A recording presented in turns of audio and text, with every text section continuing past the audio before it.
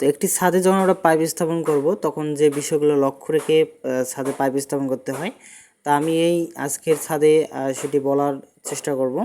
তো বন্ধুরা, সেটি যে ছাদটি দেখতে পাচ্ছেন মূলত এই ছাদটি একটি 950 স্কোয়ার ফিট একটি ছাদ, এটি বিরিক ছাদ, ঠিক আছে। তো এই ছাদটির যে কিভাবে পাইপ স্থাপন করতে হবে তো এই এলাকা আপনাদের একটু দেখানোর চেষ্টা করি। তো বন্ধুরা, মিটার পয়েন্ট আগে আপনারা সেট করে নেবেন যে কোথায় আপনারা মিটার পয়েন্ট দেবেন, ঠিক আছে। এতে দেখেন আমাদের ব্যান্ড যেহেতু একটি ব্রিক একটি ছাদ, সেগুলোকে আমরা ইটের গ্রুপ কেটে ব্যান্ড ঢুকিয়ে দিয়ে এই পাইপটি একদম সরাসরি এইচডিবি বক্সে যাবে, ঠিক আছে। তাহলে একটা পাইপ গেল এইচডিবি বক্সে। এরপরে কি এবং কিচেন আপনাকে দেখতে হবে কিচেন কোথায়, এবং কিচেনের সাথে এই যে দেখতে পাচ্ছেন মূলত এই সার্কুলার বক্সটি, এই যে আমি যাচ্ছি এদিক দিয়ে লাইটের পয়েন্ট দেখাচ্ছি, এই যে এটি একটি আরেকটি পয়েন্ট, এটা লাইটের, এটাতে বারান্দা। এখানে কিন্তু আপনার যেহেতু 950 একটি ছোট্ট ছাদ, সে আলোকে কিন্তু এখানে কোনো ডাইনিং নেই। তারপর দেখেন অনেকগুলো এখানে কি পাইপ হবে, কেন পাইপ হবে আমি দেখাচ্ছি। এরপরে এই যে এইচডি বক্স আমি এখানে রাখবো, তাহলে এই পাইপ কী হবে, এই রুমে যাবে সার্কিট, যেটাকে আমি বলছি সার্কিট। তারপর অপর পাইপটি, এই যে এই পাইপটি কোথায় যাবে, একদম বাইরের যে লাইট আছে এবং ব্যালকনির এখানে মেন লাইন চলে যাবে। আপনাদের দেখাচ্ছি, দেখেন এই পাইপটি ঘুরিয়ে নিয়েছি যাতে একটি পাইপের সঙ্গে আরেকটি পাইপের উপরে সংযুক্ত না হয়। এখানে পয়েন্ট দেখতে পাচ্ছেন একটা, দুইটা, আর এই যে শেষে একটা, তিনটা। তাহলে তিনটা পয়েন্টেই, বেশি পয়েন্ট দেওয়া কিন্তু যাবে না। অনেক সাথে দেখি বেশি সার্কুলার বক্স দেয়, সেক্ষেত্রে কিন্তু খারাপ দেখায়।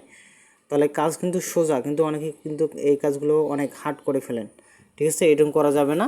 তো এখানে একটা পাইপেই শুধু মেন আসছে, এবং এখান থেকে আবার ওই যা হবে ওই দিকের পাইপে শুধু আমরা মেন লাইনটি সংযোগ করবো। তারপর একটা দুইটা করে চলে গেল। তারপর প্রতিটা লাইনে কিন্তু দিতে হবে।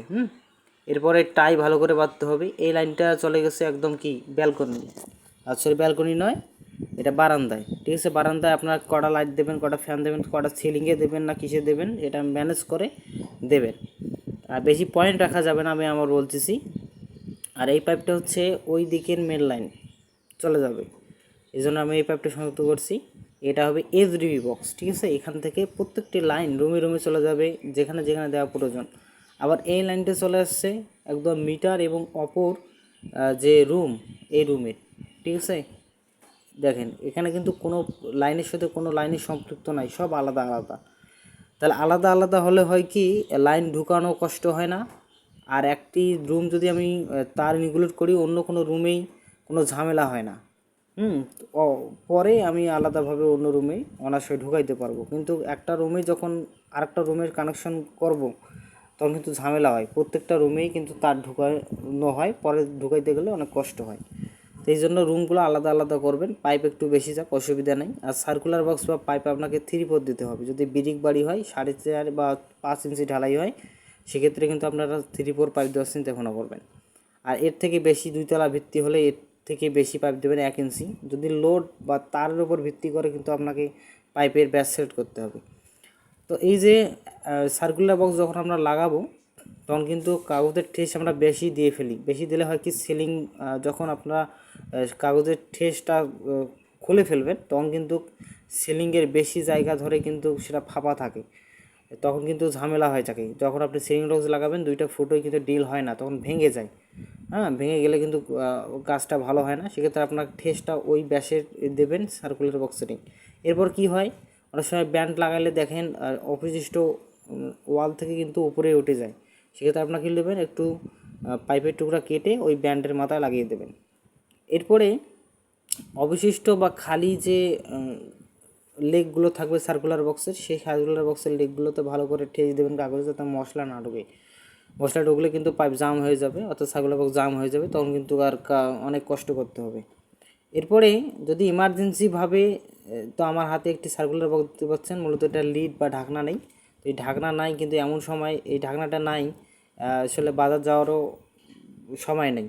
এই জন্য আমি কী করতেছি, কাগজ সম্পূর্ণ পরিপূর্ণভাবে এটা ঢুকিয়ে দিচ্ছি। এরপরে এই যে পুনরায় এই যে কাগজ যেভাবে ঠ্যাক্স দেবো সার্কুলার বক্সে, সেভাবে কিন্তু আমি ঠ্যাক্স দিতে হবে। তো এভাবে আপনার কাগজ নিয়েই এভাবে কাজগুলো করতে পারবেন, মানে একদম স্মুথলিভাবে, কোনো ঝামেলা নাই। এরপরে হচ্ছে এই লাইনটা হচ্ছে আমার অবশ্যই আপনাকে বাড়ির সামনে লাইট দিতে হবে। লাইট না দিলে কিন্তু আপনার অন্ধকারে ভালো দেখাবে না, খারাপ দেখাবে। লাইটের একটা ব্যবস্থা করে দেবেন লাইনের। আমি এখানে 3টা পয়েন্ট দিছি লাইটে, সেটা লাল নীল সবুজ যে কোনো লাইট লাগাতে পারবে একদম বাইরে। আর ব্যালকনি ইত্যাদি লাইন আছেই, এটা ব্যালকনির লাইন আবার 2টা ভাগ দিয়ে একটা করে চলে যাবে। তো বন্ধুরা, ছাদে এভাবে দেখানো হলে আপনারা কিছুই বুঝবেন না, সেগুলো একটু আপনাদের দেখানোর তাও চিন্তা ভাবনা করি।